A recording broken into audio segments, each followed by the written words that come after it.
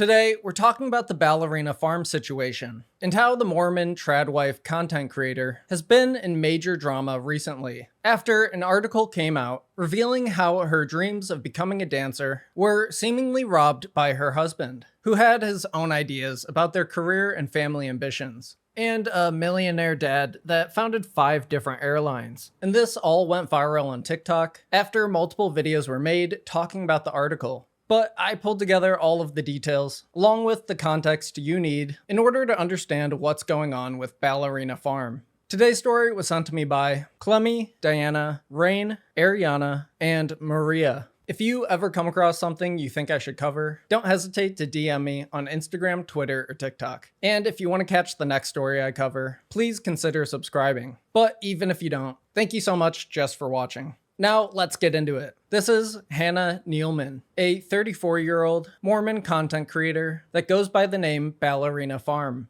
And she has a following of over 17 million people across just her TikTok and Instagram accounts. The content features her and her husband Daniel, along with their 8 children, showing their daily lives on a 328-acre farm in Utah. The videos include Hannah's homemaking, which more recently has been known as tradwife content. That means she's doing things like cooking from scratch, managing their farm animals, and raising their children to live off of the land. But while this may seem like the ideal lifestyle for somebody that wants to stay home and start a big family, an article came out recently which suggests that Hannah was tricked by her husband Daniel into abandoning her dreams to become a dancer in a big city. But before we can dive into that, let's quickly talk about what happened earlier this year. Because on January 21st, 2024, just 2 weeks after giving birth to her 8th child, Hannah Nealman competed in the International Mrs. World competition. She had won Mrs. American back in August of 2023, so she was invited back to compete in the Mrs. World competition. An article from Glamour.com covered the backlash that Hannah received online following her participation. They explained that Hannah's family had a hobby of competing in pageants while growing up, and she's been doing it for years, winning Mrs. Utah in 2021, then being crowned Mrs. American 2 years later.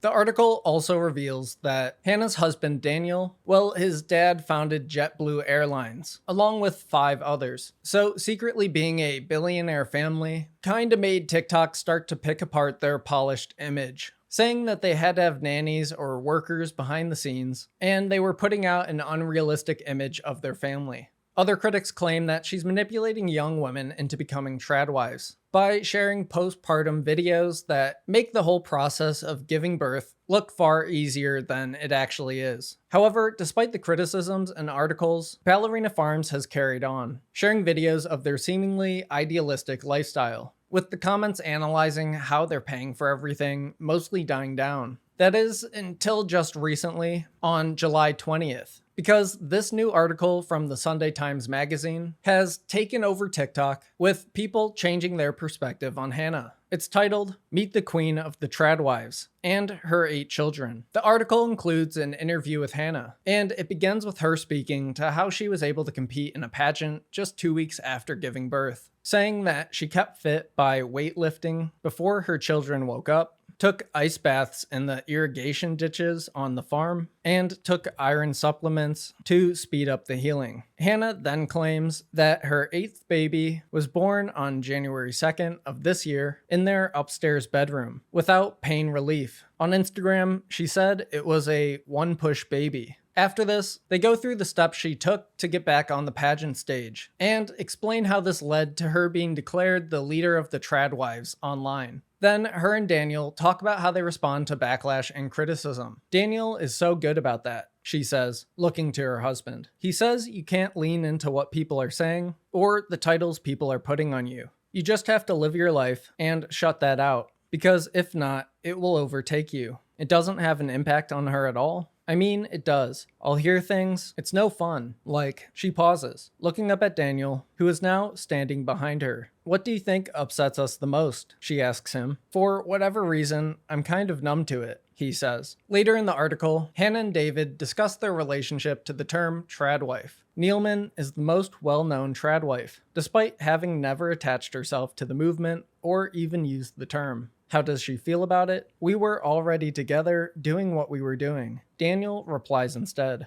And then trad wife came along. We can't help it. This is what we are. If we're trad dad, trad wife, so be it. Neilman, however, thinks otherwise. I don't necessarily identify with it, she says, because we are traditional in the sense that it's a man and a woman. We have children, but I do feel like we're paving a lot of paths that haven't been paved before. That is the biggest paradox. In selling the life of a stay-at-home mother, Neilman and the other trad wives have created high-earning jobs. They are being paid to act out a fantasy. So for me to have the label of a traditional woman, she continues cautiously. I'm kinda like, I don't know if I identify with that. Is the husband the head of the household here? No, Daniel answers. We are co-CEOs. Yeah, Neilman says. We are. Hannah is then asked if she's a feminist, and she has an interesting response. Is she a feminist? I feel like I'm a feminist. She stops herself. There's so many different ways you could take that word. I don't even know what feminism means anymore. She absolutely feels as though she has become politicized by other people. We try so hard to be neutral, and people will put a label on everything. This is just our normal life. Next, during the interview, they walk outside and pass the family's minibus, and they're asked if they plan to fill all 15 seats someday soon. Someday, yeah, Daniel says. We are getting old and worn out.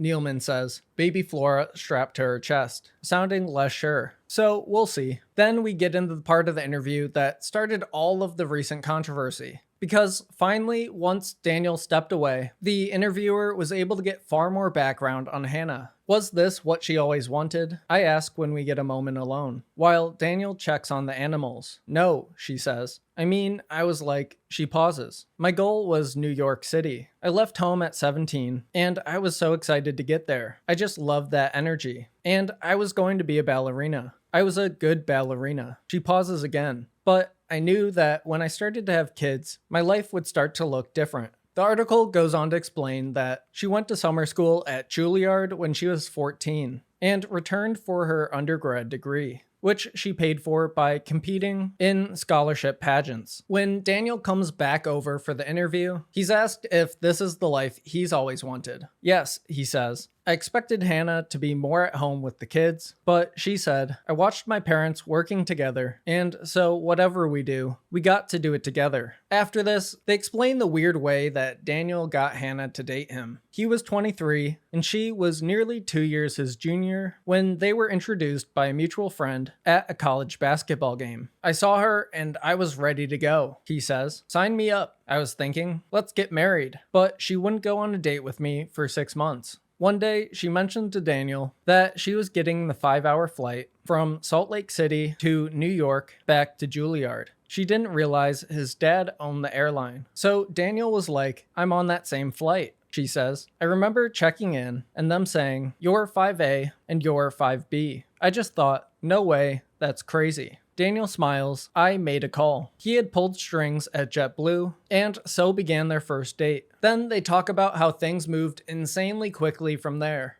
Back then, I thought we should date for a year before marriage, she continues, so I could finish school and whatever. And Daniel was like, it's not going to work. We've got to get married now. After a month, they were engaged. 2 months after that, they were married. Moving into an apartment Daniel rented on the Upper West Side. And 3 months after that, she was pregnant. The first Juilliard undergraduate to be expecting in modern history. Daniel got a job as the director of his father's security company, moving their young family to Rio de Janeiro, Brazil, where before long, she had 3 kids under 4. At first, she was still dancing professionally. The family eventually settled in Utah. Our first few years of marriage were really hard. We sacrificed a lot, she says. But we did have this vision, this dream, and Daniel interrupts. We still do. What kind of sacrifices? I ask her. Well, I gave up dance, which was hard. You give up a piece of yourself. and Daniel gave up his career ambitions. Because of this explanation and the interview so far, the article comes to the conclusion that their rural Utah lifestyle, raising a big family on a massive farm, is really just what Daniel wanted, with Hannah having to completely abandon her dreams of becoming a dancer. And now even the small barn that was her dance studio had to be converted into the kids' schoolroom. Later down they state that they have a cleaner but no childcare.